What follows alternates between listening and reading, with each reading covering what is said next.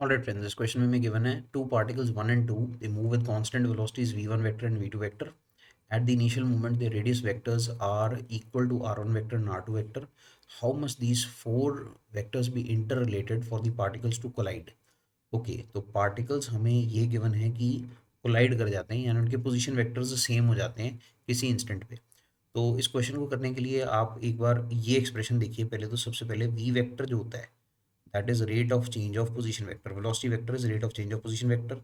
इसी को आप रीअरेंज कर लें एक्सप्रेशन को तो d r vector can be written as v vector into d t, और फिर आप दोनों तरफ इंटीग्रेट करें under the condition that the velocity is constant. तो यहाँ पे ये मान लीजिए इनिशियल इंस्टेंट ज़ीरो है और कोई इंस्टेंट है टी। इनिशियली पोजीशन वेक्टर है r i vector, finally position vector है आर एफ वेक्टर। जब आप इसको सॉल्व करेंगे this will come out to be on the left hand side d r vector का इंटीग्रेशन आर वेक्टर, और limits fill करते हैं r final minus r initial vector, ये लेफ्ट हैंड साइड पे आ जाएगा। राइट हैंड साइड पे velocity vector being constant हमने उसे इंटीग्रेशन से बाहर रखा था, डी टी का इंटीग्रेशन होगा T limits T minus zero तो टी ही आ जाएगा। और यहाँ से हमारे पास फाइनल पोजीशन वेक्टर जो है वो सीधे सीधे आपके पास आ जाता है initial position vector plus v vector into t. अब क्वेश्चन में हमें गिवन है भी पार्टिकल्स जो हैं वो कोलाइड कर जाते हैं। Particles 1 and 2 they collide. क्योंकि वो कोलाइड कर गए इसका मतलब ये हुआ कि उनके फाइनल पोजीशन वेक्टर्स सेम हो गए, right, of the first particle end of the second particle.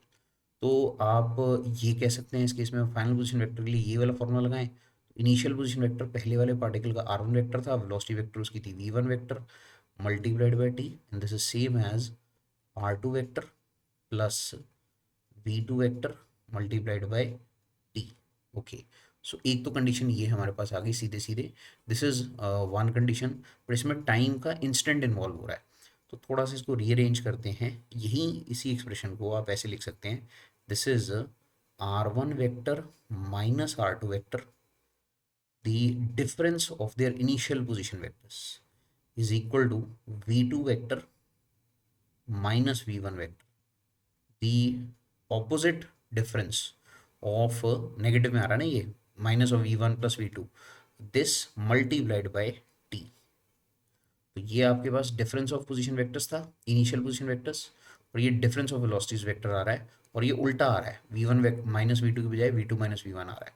सो इसका मतलब ये हो गया कि ये जो दो वेक्टर्स हमने यहाँ पे बनाए थे इनके डायरेक्शंस सेम हो गए, right. r1 vector minus r2 vector and ये जो वेक्टर था v2 vector minus v1 vector, right, they have same directions.